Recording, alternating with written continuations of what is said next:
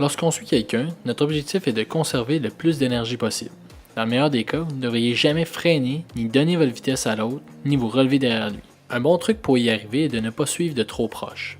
La distance d'environ un bras devrait vous séparer de l'autre patineur. En suivant le patineur devant vous de plus loin, vous évitez d'être affecté lorsqu'il change de tracé, de vitesse ou s'il manque de tomber. Normalement, votre tête sera alignée avec celle du patineur en avant de vous. Vous pouvez aussi suivre en mettant votre tête en ligne avec son épaule gauche pour un tracé plus défensif. De cette manière, vous découragez ceux derrière vous à vous dépasser, mais cela vous demandera un peu plus d'énergie. Alors que si vous le suivez vis-à-vis son épaule droite, vous êtes dans un tracé plus économique, mais aussi plus vulnérable au dépassement.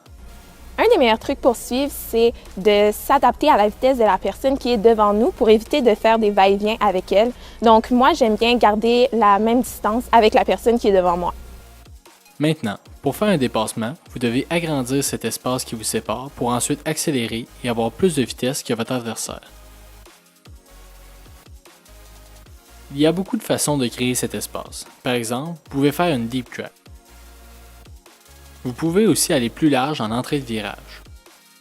Après avoir créé cet espace, il faut accélérer pour prendre plus de vitesse que votre adversaire. Vous devriez accélérer à l'entrée et en sortie de virage.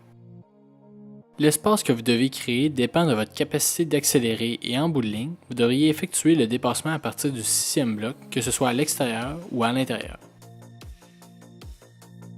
Un bon dépassement devrait être complété avant la ligne rouge et vous devriez alors déjà vous préparer pour le prochain virage. Un dépassement effectué de cette manière vous assure de ne pas laisser votre sort entre les mains des arbitres. Le meilleur moyen de pratiquer les dépassements, c'est simplement la répétition. Donc l'entraînement, vraiment de pratiquer la façon que tu prends l'accélération et que tu prends la vitesse pour effectuer le dépassement.